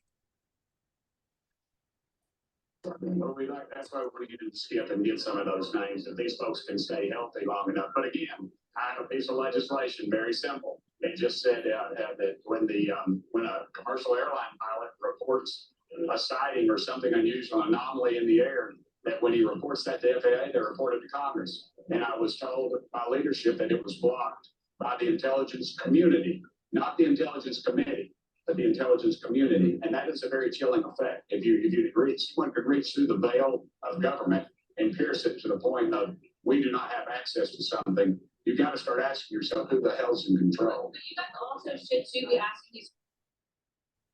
So what Fitzpatrick did is exactly what he just described: reach through the veil of government, use his position to abuse citizens, destroy so the Hollywood pedophiles could profit. So what you need to do is, that is the congressman from Tennessee. Let him know. Write him. Let him know. Look him up. Write him. Let him know Fitzpatrick needs to move, and then the Holman rule can be applied, and we can rein all the dogs of war back in. And there will be Congress having oversight on the agencies. Yeah, there's your answer. Thank you, Tom. I Sure. appreciate your bravery and your courage or everything. Just thank you. The innocents are worth it, and we deserve a good country and a good world. And I want my son to have that. I want every son and daughter, to every one of us out there, to have a good life. Yeah. And they say, oh, Tom's a crybaby. Tom's a, latest one is baby man. Whatever. I'm going to be passionate, and my children are going to see that I'm passionate, and I'm going to get the job done, that they can be proud of me in the end, that I didn't waver. And if I shed tears along the way, it's only because they mattered and all the innocents mattered. I'm crying for them. I don't give a rat's ass what these losers say. I'm going to fight for the innocent. So thanks. You're welcome. Thank you. Chad, did you want to say anything before we go? Yeah, you know, because you mentioned earlier, you know, I mentioned, you know, that the people we speak to don't listen to. I was talking about family members and, you know, people of the public and stuff like that, that we have people on our show, you know, the Snows and everybody, they do listen to us, and they're great people. I mean, and you'll meet them one day. And these are the type of people that will write the letter. Once I have a little more information in my head, I plan to write the letter myself as well, you know, because that'll go in the documentary or whatever. And I'll make sure I write it well. And so, you know, so there are supporters, you know, that watch us and everything. And then as far as them saying, you know, because they can always come out and say you're lying. Okay, well, the public's going to believe it. But unfortunately, you know, like you can go and rent the movie and you can stop the screen and see the information. So the proof is in the pudding there. You know, it's whether you do the research or not. And just recently we lost Matthew Perry, and he was on the episode, I think, of Friends, and he called himself Matman or something. You know, and he drowned in his hot tub, and he's quoted saying this interesting thing, I believe, not too long before he died. And I believe he's talking about River Phoenix. He is, but this is what he says. He says, River was a beautiful man, inside and out. Too beautiful for this world, it turned out. It always seems to be the really talented guys who go down. Why is it that the original thinkers like River Phoenix and Heath Ledger die, but Keanu Reeves still walks among us? He's now dead. That's such a powerful thing you just said in red. It's like so powerful, because now it's switching. Now the danger is being placed on the Keanu Reeves types, because they're the ones that are now seen as having done harm. Once you have the changing of the guard, where the vehicle has a different driver in charge, and we're being called now, aren't we? We're being called up now. Once you change the ownership of the vehicle, who's driving it, and the parties that are involved in good, now those that did harm are fearful that they are now going to be accountable. Again, 4-4 typed across the screen during the call. So you're going to see most of the most vicious ones will be the middle players, like my sister, and others like them, like my brother. They're the ones that'll be most vicious, because they felt their ladder to the top was all about destroying, in my case, or their case, their brother. If that ladder is gone and now the higher ups have suddenly said it's a different game now, now we're going to actually do the right thing, they feel betrayed by their employers. Right? They feel betrayed by the agencies because, hey, we were in this for the long haul. And they no longer have a ladder for success, that easy fast track. Now they're in a world where you have to earn it. And they have a criminal record on them. Not officially stamped and certified, but they know that it's known by people that they have done criminal acts. Could be brought up for a tribunal. It's interesting. And you said about how these entries are placed before us. Here's Man in the High Castle. And look at the door number, 808. Now, why is that important? 808 is Hawaii, where I was. Now, I want to show you another one. Ready for this? This is really wild. Look at this number. 2044. Do you see that number? 2044. Now, the reason that's so interesting, it's the first time they have 4 numbers in the Man in the High Castle. My mom's address is 2344. Now, you go to this one here. Watch this. This is really wild. Now, clocks are always showing this stuff. This one's wild. So you go to this one here. Where is it? Where is it? Where is it? Where is it? Come on, baby. Oh my God, I found so much stuff on this. Okay, so wait. Okay, here we go. Clock's upside down, right? If you take the clock and turn it upside down, it means your life is in distress. Now that's not 7-2, is it? Watch. 7-2. This is being made known to me. Look at the number on the door. Other door, Juliana's door, Trinity's number, the number I was put in the psych home with. Well, my number is 33. What the hell? Yeah, and that's the room they put me in the psych ward, 303. Now watch this. Next door that pops up in the Man in the High Castle. Right here, right here. There you go. What's the numbers? 702. July 2nd, my birthday. So the doors are being used besides the clocks for everything else. And that's what was happening. They just kept doing it over and over again. Anyway, so I'll show things later about all this stuff. It's just wild that more discoveries are being made, and we're finding even more stuff stacked in as people contact. And we found this too. Look how clear that is now. See the date? 11. It's 11/3. That's Juliana burning the evidence on Smith, right? Smith agent burning the evidence. And what's interesting is in Germany, like we said, the month is first, day is second. So that's actually March 11th.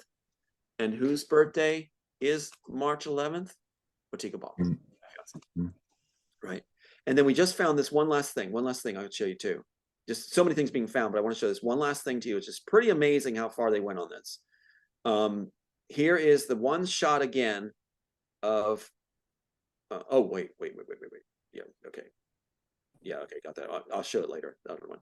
Okay, so my mom's situation is this. They had this date right here on the file that the Smith agent opens up is 5/23, right? We talked about how 5/23 is my mom's birthday. In Okinawa, when she was born in Altoona, Pennsylvania on May 22nd, it was May 23rd in Okinawa. So it is her birthday, according to the character in Okinawa. And what's interesting is you go over one, and in the file, you have this. Let's see if we can actually see this. Wait a minute. 7-2. Where's the 7-2? Okay, they got a 7-2 on her birth date. So 7-2 on the character's birth date with my mom's birth date on the date where the photo's taken. All through Men in the High Castle. They're saying, you know, okay, yeah, this is the guy that wrote the story. This is the guy that wrote the story. And they just keep putting it over and over again. And in that same file, like we said, you've got this character going to be killed. Same file. 1207, my son's birthday, he was murdered, Kirk. So, I mean, it's right there on the bottom. 1207. All right, and that's all done. Let me just show you real quick, just so we can play this real quick. Okay, here's the file being opened. So he opens the one file with 9/11 on it. He opens the one with my son's birthday on it. He goes further. Opens the file a little further, the assassin. There's my mom's birthday. Mom's birthday. Opens it further. There's my birthday.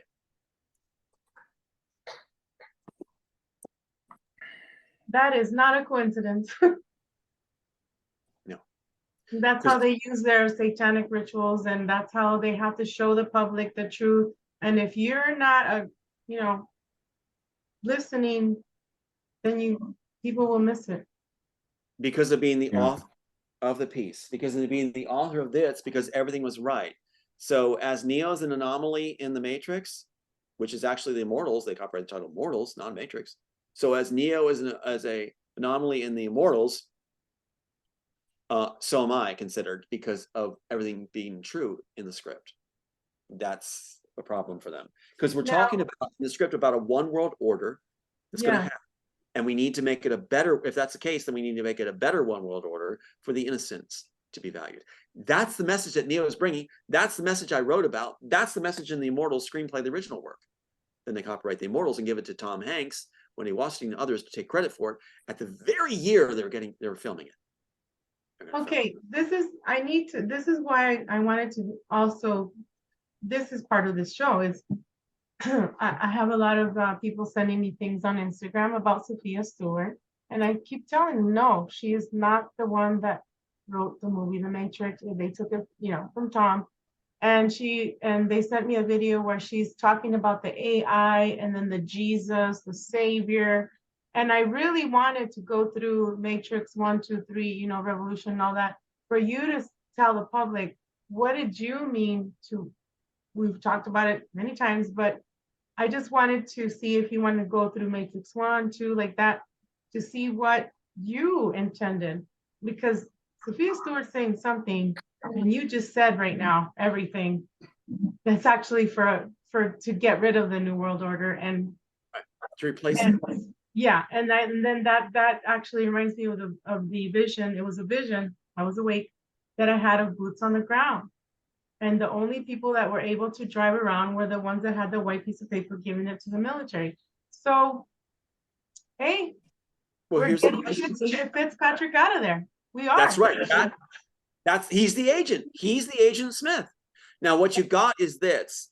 What is Neo's purpose in the ripped off version of the Matrix? We really don't have a clearly defined purpose, do we? Lost soul. Doesn't really have a purpose. What's Neo's purpose in the Immortals? Right? And in the Immortals, he's referred to as the one. So what's his purpose? To stop a one world order where the elite have immortality and the others are used as pawns, which is what Joel Silver announced for Alter Carbon after the case was thrown. Totally thrown through fraud. So what is Neo's purpose then? To see if he can bring a better one world order where innocence is valued. He has a purpose. He has an essential thing he's driving for through the original story. The Wachowskis couldn't follow that when they lifted all the images out. So your Neo in the lifted version has no purpose. He's lost, as all the other characters are just swimming around lost, just making stuff up out of their butts. But you put it back the way it is in the original, they all have a focused purpose. They all are fighting. And you have a Morpheus character that actually believes in Neo, that loses his life in the original Mortals by the second of Underground, feeling that Neo betrayed them. Right? When the architect did his thing. It's like, I can't wait to make the original, guys, and have us doing this. Because when you make the original, it'll all make sense. Yes. Yeah. As far as Sophia Stewart, what is she claiming?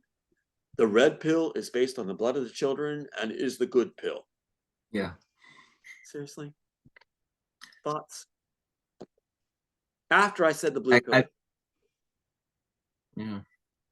After I said the red pill was based on the blood of the children. So she put that on her site, that one line. The red pill is based on the blood of the children and is the good pill. That says it all. What? Yeah. It says, I mean, Tom, I would like to say too, I remember you at one point talking about, because this thought crossed my mind this week, that if they were going to kill you, right, because now that seems to be off the table, that you were going to break your TV. You were going to send or put a rock or smash the TV. Right. And I thought that was really metaphoric. Considering, the father of the Matrix or whatever, and the script that was stolen, and that it was stolen from us, you know, that you would use as a symbol to say that you weren't, you know, you didn't kill yourself by, you know, smashing your TV, because you were saying, like, you know, who's going to smash a TV and then kill themselves, but Right. it was also pretty metaphoric. Well, it's kind of like breaking the looking glass. Mm-hmm. Breaking the looking glass. So, Yeah. And they want the screenplays so bad. They want the screenplays. Remember that Disney call I have where they were wanting the screenplays and everything? And incidentally, I got all my calls, all my things now, thanks to Best Buy, now onto digital, onto thumb drives. All the important calls are now on thumb drives to be distributed, including the Disney call.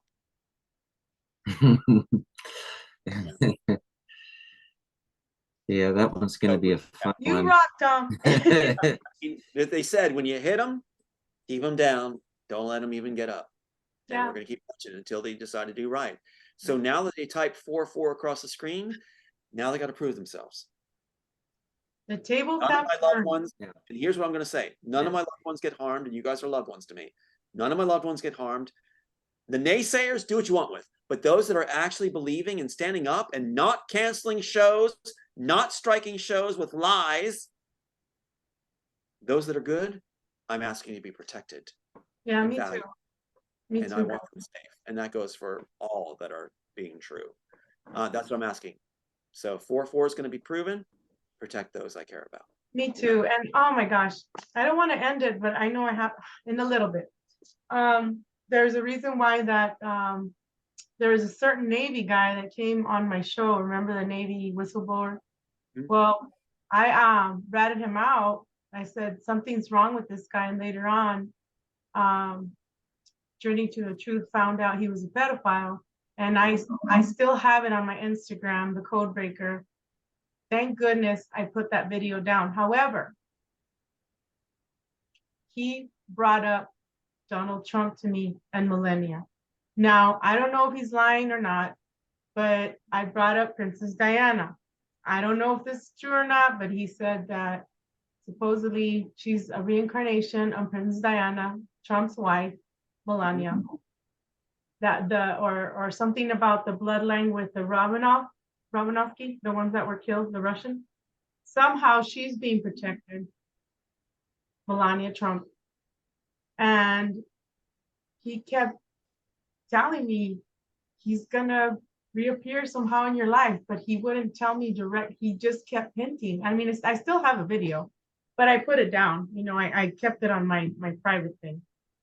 But I find it interesting how many people they sent to us, guys.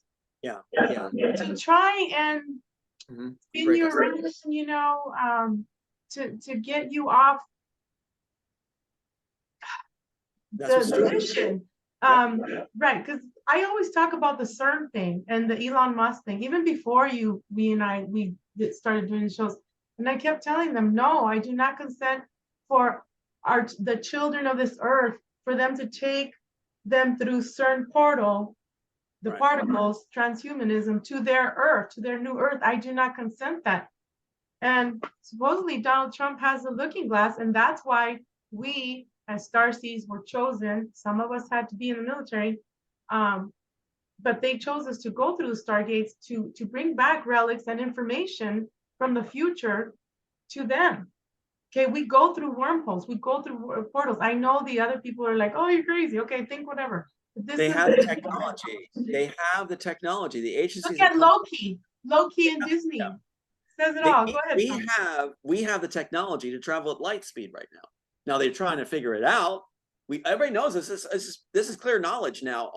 It's been revealed even through the Congress. You know, with the whistleblower. So you know that we have the technology. They haven't figured it out how it works yet, but we do have that tech from these crashed items. So yeah, we're going to jump leaps and bounds now. We will be able to travel to other systems. Yeah, I mean, humanity's on the verge of just like, I mean, it's like someone just handed us the keys to a brand new Ferrari out in the driveway, and what we've had all over our community so far was the Flintstones rock and roll car, you know, without an engine. Suddenly we've got something out in the driveway Yeah, because all of a sudden we get all this technology and, the president, I think it was Eisenhower who said, okay, to the Greys, supposedly, or I call them the people above the dome with the technology. Many guys.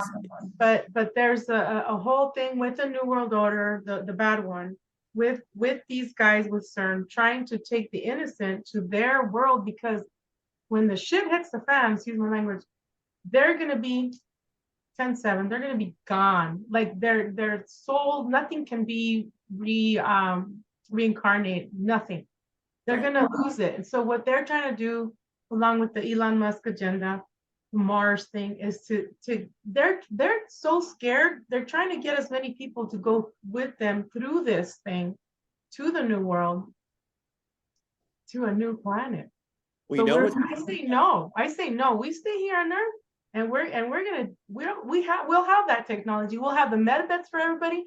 Now the med beds that people talk about, oh well, the rich, the elite, that's what they want. right. So Yeah. we're trying. Okay. Go ahead, Chad. Everything and focus. I know. Because Anyway. there's other books I'm reading too. There's this one called Old World right here by John Levy.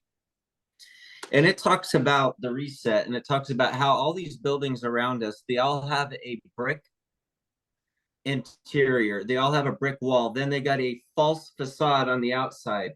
The brick interior goes down many floors underground. The Cowboys didn't build that. All these buildings brick by brick and underground a couple stories, or it was mud flooded. It was reset. And that was the originals. And then somebody came back after it and put a facade on it, because the footing goes right along the bottom of the buildings of the facade over the bricks. Then there's another book I'm reading that I saw also promoted on Chantel that I got in a while. This is the Cabbage Patch Kids, where it talks about all the old photographs don't show very many people in them, and that we were reset, right? Mm-hmm. So, sorry, I'm losing my place. It's okay. So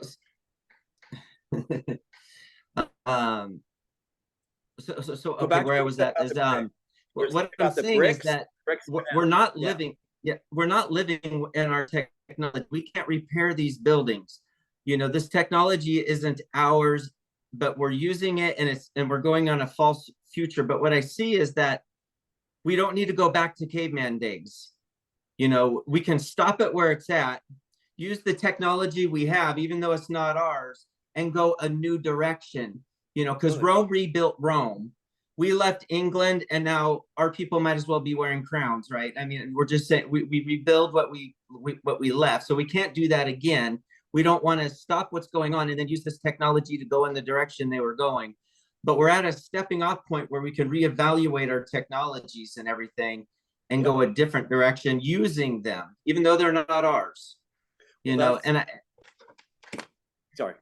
One of the things that's going on too is there have been inputs into many of us.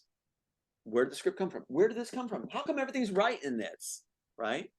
So it was kind of like a game, they call it the chess game, where we've been given inputs, and some of us have the heart to be very faithful to what we receive and not alter it or embellish it, or no ego gets involved.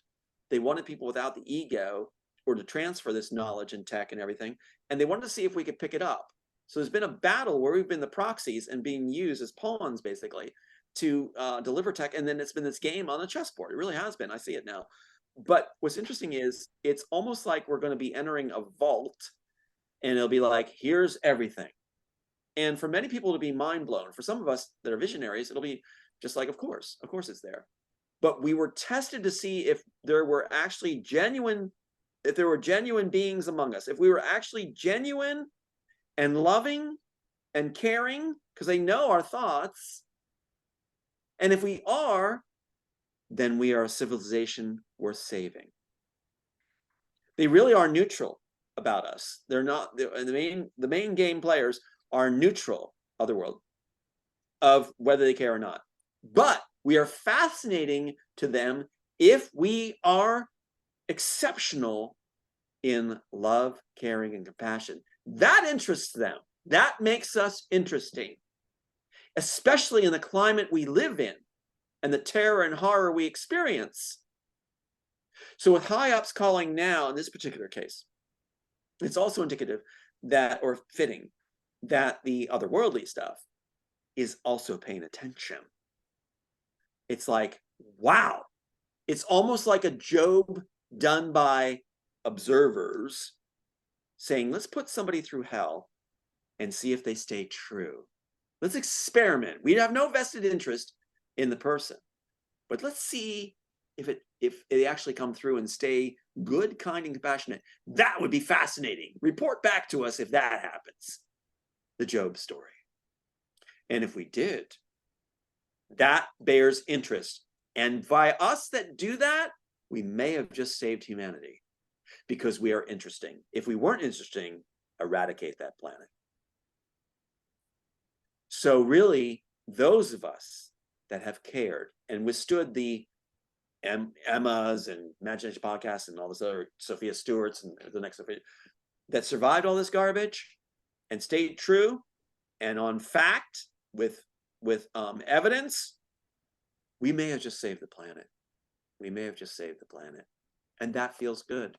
Yeah, it does. Yeah. So because we did our job. We did our mission.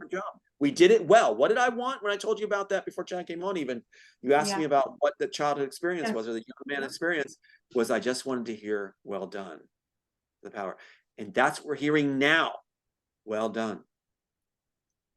Now our lives, we can celebrate. I'll always feel the loss of my sons. I also will feel their presence. And I feel like they're saying, well done. Well done. I just watched the Man in the High Castle episode where Smith envisions his son in his bedroom, standing and leading him to what the world would be. That's what I just watched. And I can tell you in my real life, I feel like that right now. I don't mean to make a correlation with Smith, but I'm just saying, I feel like that's happening. My sons are saying, well done. As a father, it's the greatest thing I could feel. And that others in the future will look back and know that we did this, that the three of us held true, means a lot. And I can tell those that naysay, you guys just don't count. You just don't matter. You're just a turd washing around the toilet. You're flushable. It's like what's really interesting is those that actually have a heart, that have the smarts, that get it. That's what the powers are looking at. It's our time now. Those of us that survived the test and came out shining. So I say to all of us, well done. Well done. Well done, Tom. Well done, Chad. Well done, Bea. You did it. We did it and we're still doing it. So we'll leave everyone for now. As always, I'll upload the video and then I'll write down all the information. But it has been a pleasure today. And this does not end today. I will most likely do another video right before my surgery, okay? So thanks everyone for watching Codebreaker Real Talk with Tom Althouse and my co-host and friend. You guys are all my friends. Chad and Tom, Chad Cooper, Tom Althouse, writer of the Immortals. And he just told you his story, okay? So write that, Congressman. All right, guys. Love you guys. See you later.